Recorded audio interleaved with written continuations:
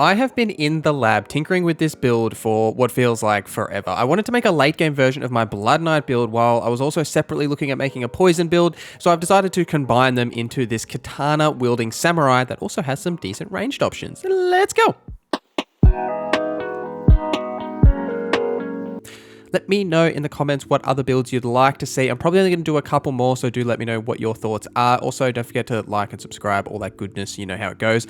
For character creation for this build, this is a late game samurai or warrior class. If you're looking for the early game setups, check out my class guides, or check out my Blood Knight build if you're looking for the progression of this build. I'll also be showing some of the later game areas as well, so just be mindful of spoilers.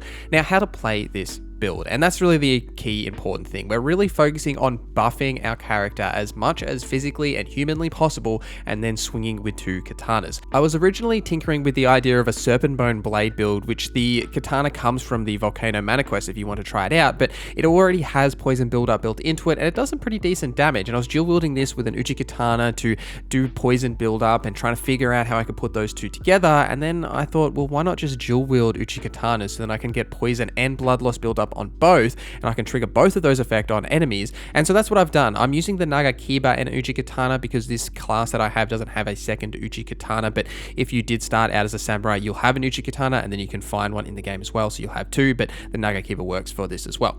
Building off the status effects idea is having both of these weapons and dual wielding them allows you to get these status effects off quickly using the L1 attack, so you can build up those effects. And then we're also wearing the mushroom hat, which increases our attack power for any time that poison or scarlet rot is nearby, as well as the Kindred of Rot's Exaltation Talisman, which increases attack power for the same thing, and the Lord of Blood's Exaltation, which increases your attack power when there's blood loss nearby. So we're basically increasing our attack power constantly by all of these effects. I'm adding more things to this as well, so you can use the Ash of War Seppuku to increase your attack power again. It also applies blood loss on yourself, which will then trigger the talisman as well. I'm using Flame Grant Me Strength to increase my attack power even further. On top of that, any old seal that you have will do. You don't really need a special seal for this, just any seal you can equip and use. You can use Flame Grant Me Strength to, again, increase that attack power more. I'm also using the talisman that increases your attack power on consecutive attacks. So essentially this build is a glass cannon and everything is focused on just increasing your attack power as much as possible. You get these status effects off every time you're swinging, you're increasing your damage. It really has really good synergy with talismans and everything we're doing here. I'm also combining it with the crossbow, which shoots 3 bolts in quick succession, the pulley crossbow. All the other crossbows only shoot 1, and then bows are just kind of too slow. I like to have ranged options for all of my build because I feel like it really helps with being able to deal damage from distance and kind of whittle down enemies, especially in packs. You don't want to just charge into the middle, especially with a build like this. So I like having this pulley crossbow, and it fits perfectly. It doesn't require any extra requirements than what we've already got, so that's why I'm using it in this build. And the second Ash of War on my main weapon, which I forgot to touch on, is the Poison Moth Flight. And essentially what this does is it is a attack similar to like the Blood Slash, and it will apply poison or increase their poison buildup. It will eventually trigger poison, but if you use this on an enemy that does have poison already on them, it will like pop the poison, I guess, and deal additional damage and remove the poison status, so then you can apply it to them again. The downside for this build is it's very much a glass cannon. You need to be the master of rolling and using your iframes to avoid damage, which I definitely suck at in a lot of cases. This is definitely a little bit more of an advanced build, but because we do have a lot of endurance, we can wear a lot of the heavier armor, and as well, I'm also using the Godskin Swaddling Cloth Talisman, which gives you health back for all of your consecutive hits, so we're getting a little bit of health back as well as dealing all that damage out. So you will mostly, as long as you can keep dealing damage out, keep the pressure on, be highly aggressive, deal the blood loss and poison effect on enemies, you'll have great success with this build. We'll start with putting this build together with your Ash of War and your spells. Poison Moth Flight comes from down in the South Caelid area. Flame Grant Me Strength also comes from down here in Fort Gale. You'll need to go there to pick both of these up. The Ash of War Seppuku you won't get till much later. Down in the mountain tops of giants in the freezing lake area, there is an invisible scarab here which you can hit to get this. And for your flasks, I'm mostly putting my flask into health, but my physique flask is using the tier that increases damage on consecutive hits, as well as one that increases dexterity for a bit more damage. So you could switch these out to something else that you prefer. For my attributes, I am mostly focusing on strength and dexterity, as both of our weapons scale with these, so more or less you're going to want to level these evenly, and then once you've got them to around the 40-50 range, somewhere like that, you'll then focus on vigor and endurance. You will need a lot of vigor because we're going to be in melee range a lot. We don't have a shield. You're going to take some damage, and this build is very endurance or stamina hungry, so you will want to have as much endurance as possible for that increase to your stamina as well as your equip load, and we'll just naturally be able to use things like the pulley crossbow and a seal once you have got these points up. I'm using the claw mark seal because of the extra strength, like scaling with it, but it doesn't really matter. It's any seal will do.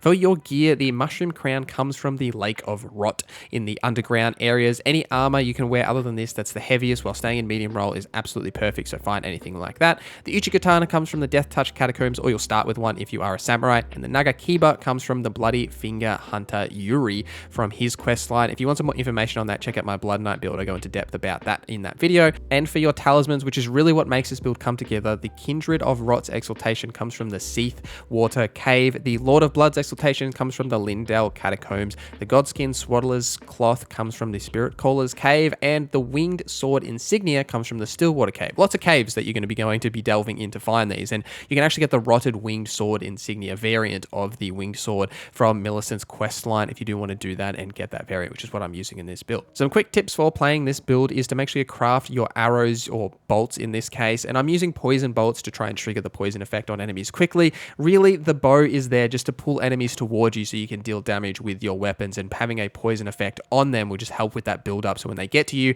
they're practically ready to go.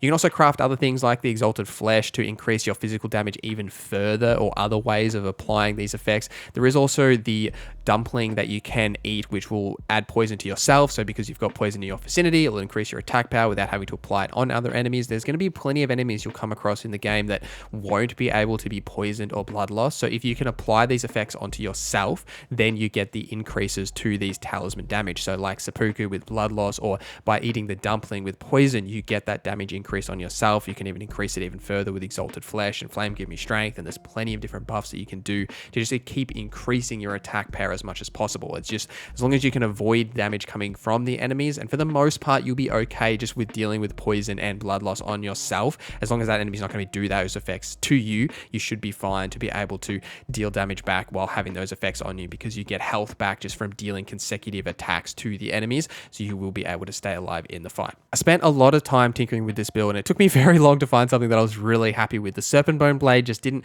really work perfectly. I even toiled with the Coil Shield, which has that little Viper shield effect thingy on it. There's a lot that you can do here, and you could even use some other weapon that has the blood loss build up on it and then apply poison to it. You don't have to use katanas like I am in this build. Anything that really suits that you can dual wield and get that power stancing effect on, you can absolutely use. It's entirely up to you, but that's what I've gone with in this build. I just love katanas. Like, I think I use katanas in like all of my builds, so there's definitely a theme. I just think they're neat With my builds, but obviously let me know any other builds you'd like to see. We're only going to do a few more, so let me know what you think I'm missing, and I can absolutely put something together for you. I'm thinking about maybe doing like a strength build or something like that. I'm not really sure. Strength seems to be missing a lot from my builds because I haven't actually put a whole lot of time into any of my strength classes yet, so maybe we'll do something with that. We will see, but thank you for watching this video till the end. Thank you to our members for supporting the channel. My name is Norza, and I hope you have a great day.